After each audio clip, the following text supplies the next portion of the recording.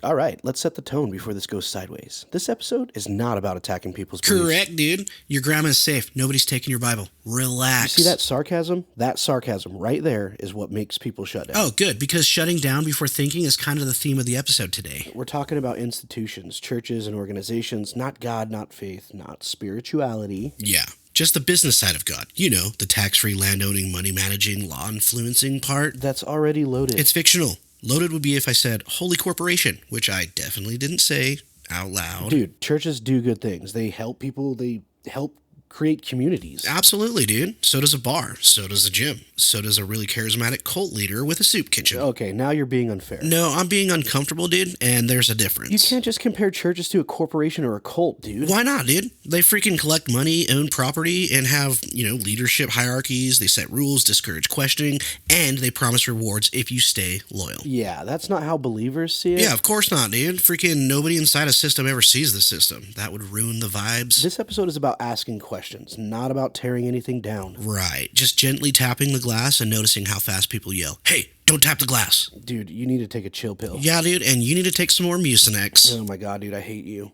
If you're religious and listening, please stay with us. Yeah, dude, and if you're already mad, congratulations. You're emotionally invested. That's usually step one, dude. Belief shouldn't be fragile. Yeah, and truth shouldn't need bodyguards. Right. Anyway, welcome back to The Witch Show, where smart meets stupid and somehow makes sense. My name's Georgie, and I'm thinking out loud so you don't have to. Ladies and gentlemen, this is The Witch Show. From what I think seriously to you. WITS, The Witch Show. Cool story, bro.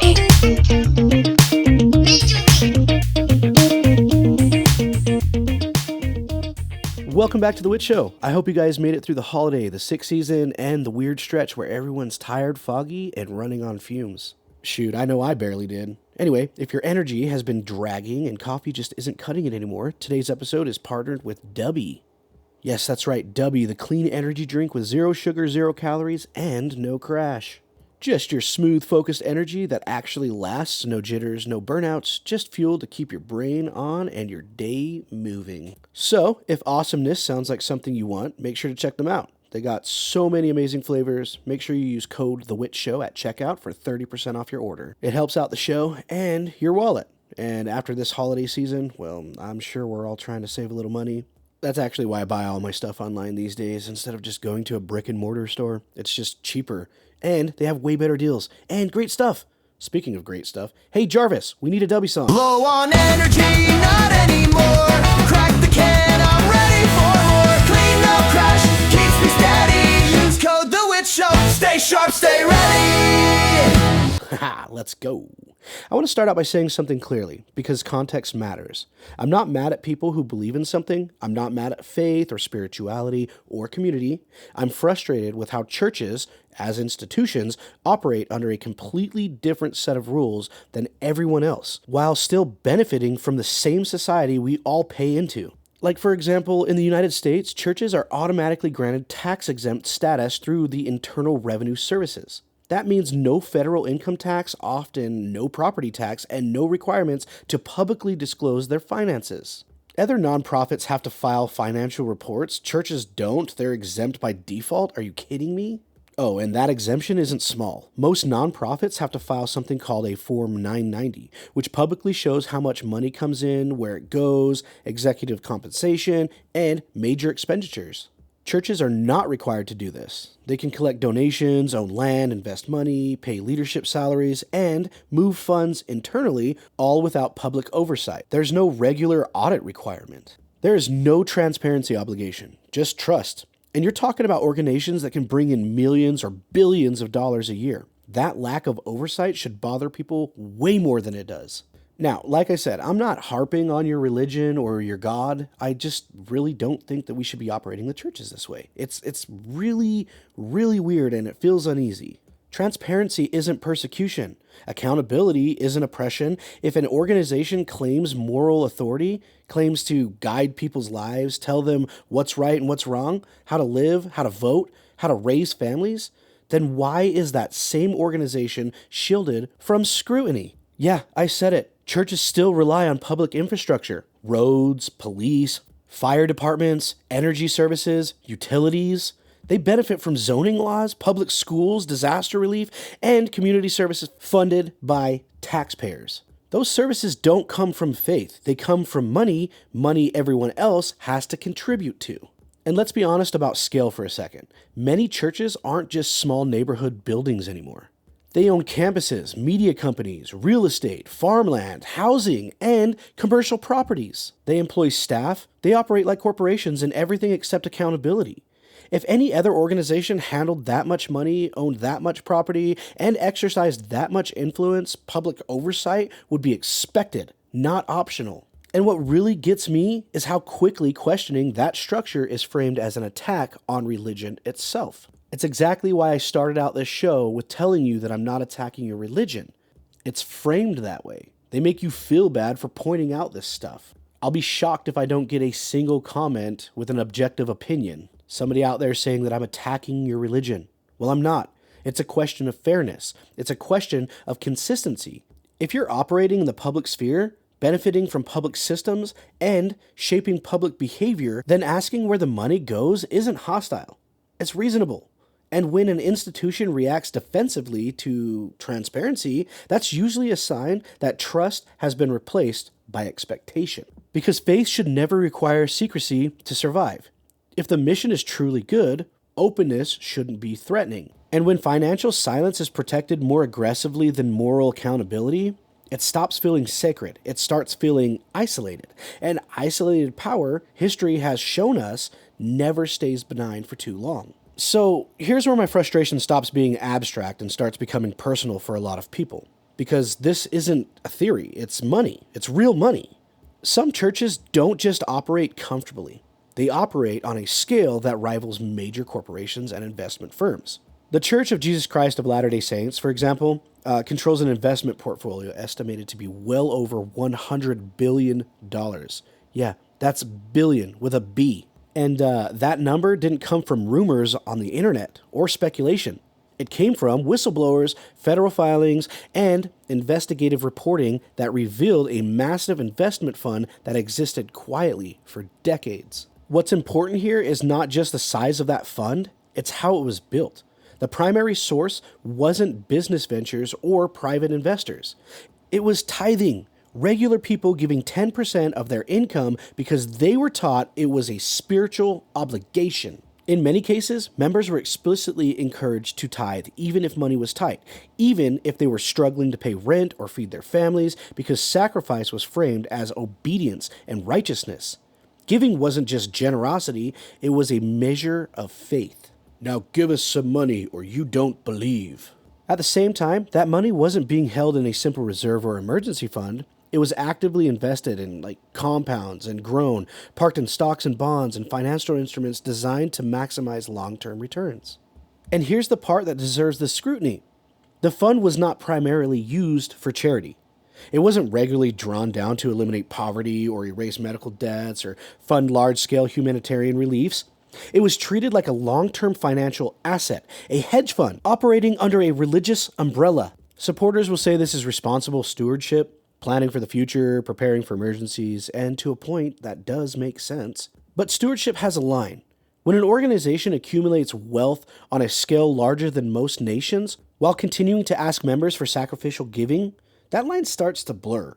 At some point, you have to ask where stewardship ends and hoarding begins. Because if organizations already have enough money to fund global humanitarian efforts indefinitely, to end hunger in multiple regions, to build hospitals, to erase entire categories of human suffering, why does it still prioritize growth over distribution? Why does the fund keep expanding while the giving message remains the same? Growth for stability is one thing. Growth for growth's sake, well, that's something entirely different. And transparency matters here. The average member contributing to the fund does not receive a clear, detailed breakdown of their money being used. They're told to trust, to have faith, to believe leadership knows best. That's not how financial relationships normally work. In any other context, asking people to give money without disclosure would raise immediate red flags. In a religious context, it's normalized, even sanctified. This is the moment where relationships stop feeling purely spiritual and starts feeling transactional.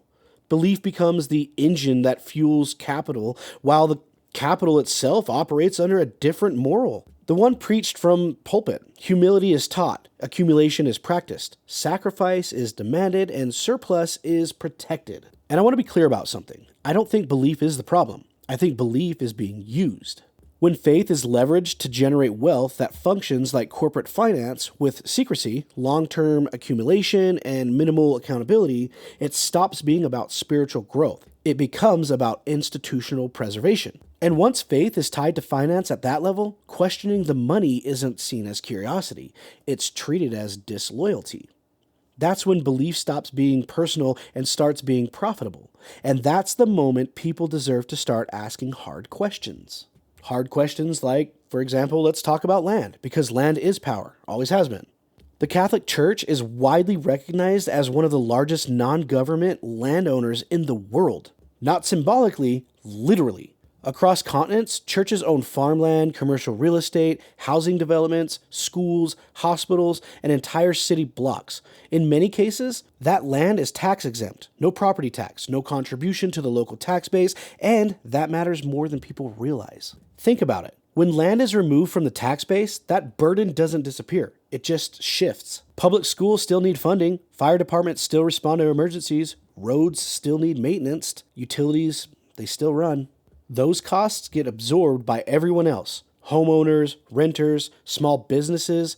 Churches benefit from the public infrastructure without paying into it at the same level as the communities around them. That's not a spiritual issue. That's a civic one. And this isn't limited to one denomination or one country. In the United States and abroad, religious institutes have accumulated land for centuries, often retaining it permanently. That gives them long-term stability, leverage, and insulation from economic pressure. The same kind of insulation that corporations and governments seek. Except churches get it while claiming moral neutrality and financial humility. Now, let's talk about what happens when things go wrong inside the institution, because history shows a pattern that's hard to ignore. Abuse, exploitation, and misconduct have repeatedly been handled internally.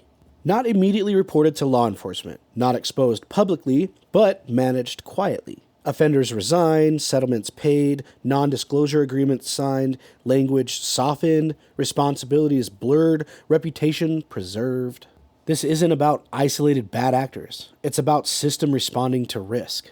Think about it. When allegations surface, the priority has often been damage control, not transparency. Like, isn't honesty part of your religion?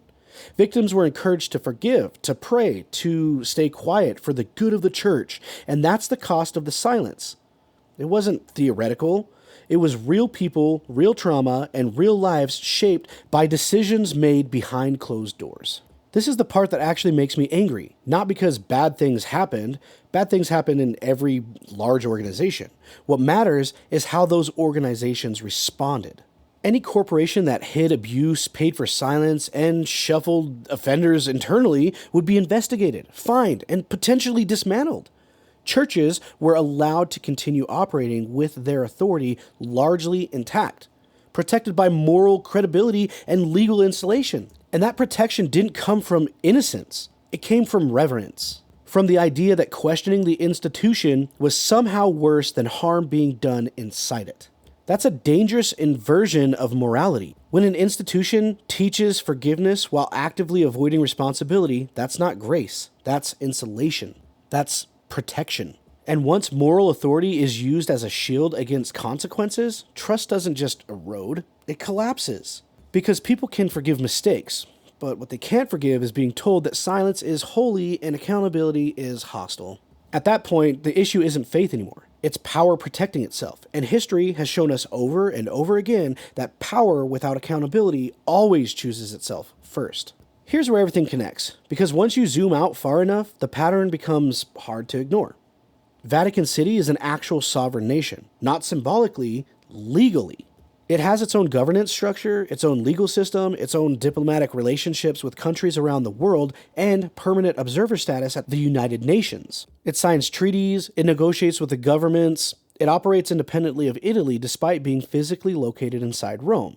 And yes, it has an armed force. The Pontifical Swiss Guard has existed since 1506. They are trained, armed, sworn to defend the Pope with their lives, and operate as a standing military unit. That fact alone should permanently end the argument that churches don't function like governments. They do, just without elections, without term limits, and without public oversight from the population they influence. But here's the thing. The real power of churches isn't land, money, or even armed guards. Those are visible. The real power is psychological authority. Churches don't need armies when belief enforces itself.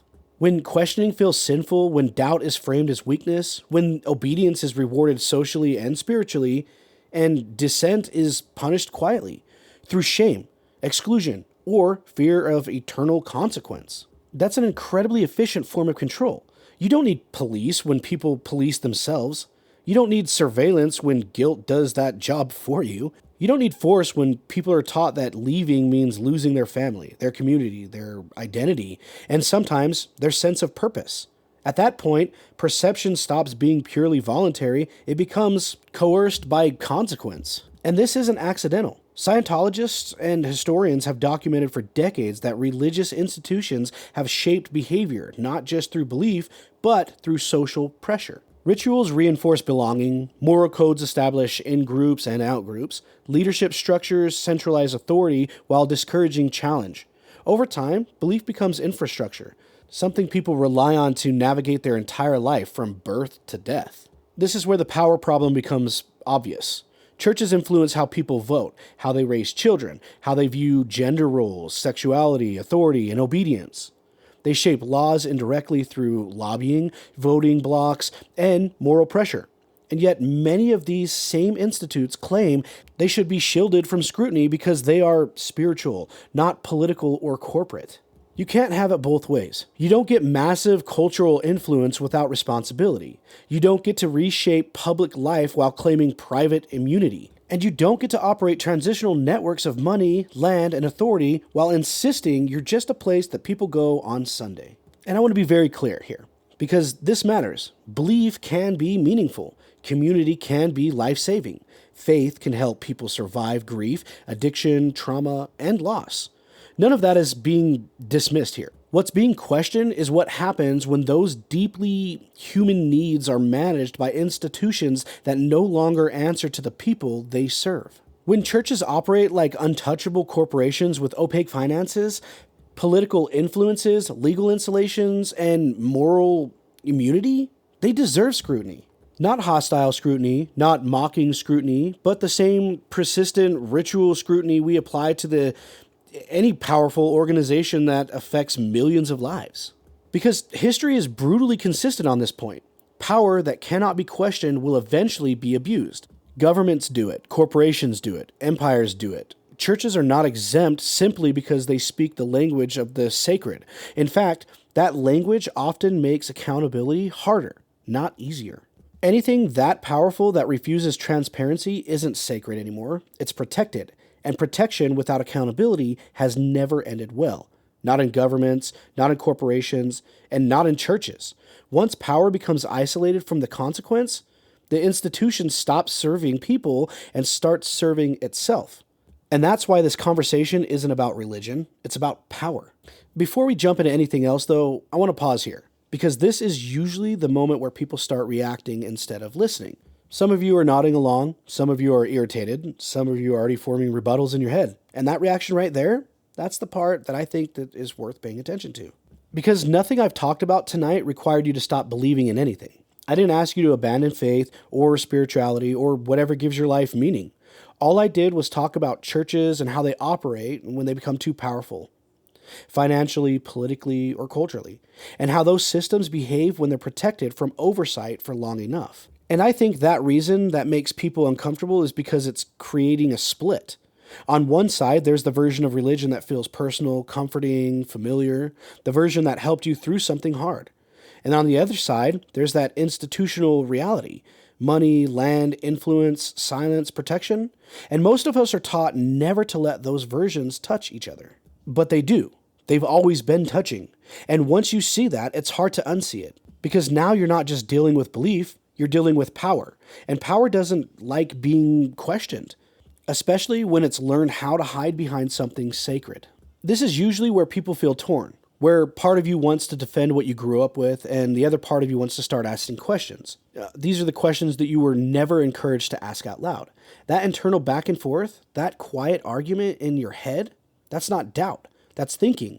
And that's kind of the point, because this conversation doesn't end with answers, it ends with tension, a split, two voices pulling in opposite directions, one reaching for comfort, the other reaching for truth. And once those two voices start to talk, it's hard to shut either one of them up. At least it is for me. So why don't you go to my comments section and tell me what you think? Because I've already told you what I think seriously, here on The Wit Show, where smart meets stupid and somehow makes sense. My name's Georgie, and I'm always thinking out loud so you don't have to. Ladies and gentlemen, this is The Wit Show from What I Think Seriously to You. WITS, The Wit Show. Cool story, bro.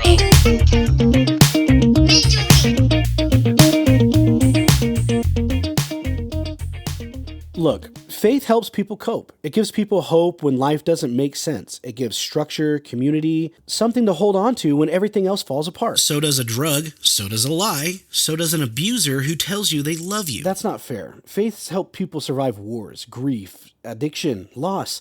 You can't deny that. I'm not denying it. I'm saying that survival doesn't equal truth. Pain makes people reach for anything that promises relief, even if that thing comes with strings attached. But belief isn't control. People choose it. Do they? Or are they raised in it, surrounded by it, afraid to question it, taught that doubt is weakness and leaving means losing everything they love? Church gives people meaning. Yeah, and so do pyramid schemes, and so does a cult, and so does toxic relationships that convince you suffering is growth. You're being a little extreme. No, I'm being honest, in a way that we're taught to not be. Because if faith was purely good, it wouldn't need protection from questions. It wouldn't need secrecy. It wouldn't need money, land, silence, or fear to survive. So what are you saying, that it's all fake? No, dude, I'm just saying that comfort isn't proof. Coping isn't evidence, and feeling better doesn't mean something is good. It just means it works. The most dangerous system in history didn't survive because they were true. They survived because they made people feel safe. So if this made you feel uncomfortable, then good. That means you're still thinking. And thinking is the one thing power can't survive without trying to shut it down. You're supposed to be this conspiracy guy, not the rational guy. I'm gonna do whatever I want to be, dude. What? That doesn't... Whatever. Jarvis, roll the song. Let's amplify!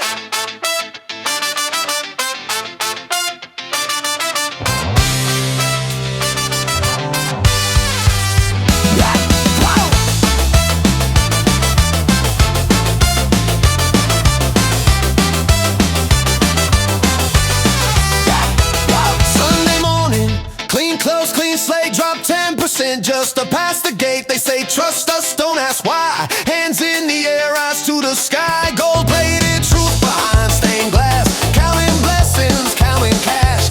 Say it's faith, say it's grace, but the books stay locked in a private place. They tell you doubt is dangerous. Questions mean you're lost, but silence always comes real cheap when somebody else pays the cost. It's the business of belief. Tax-free saints on Wall Street, selling hope, buying peace.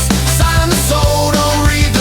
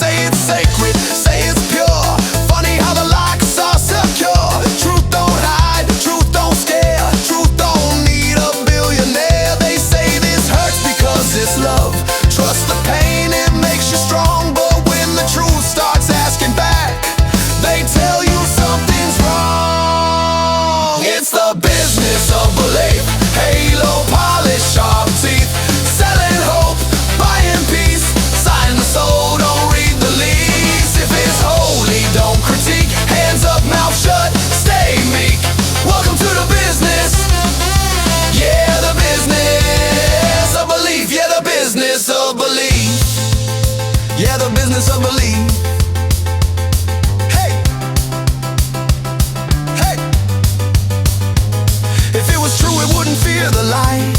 If it was good, it wouldn't need the night. If it was love, it wouldn't need control. If it was God, it wouldn't own your soul.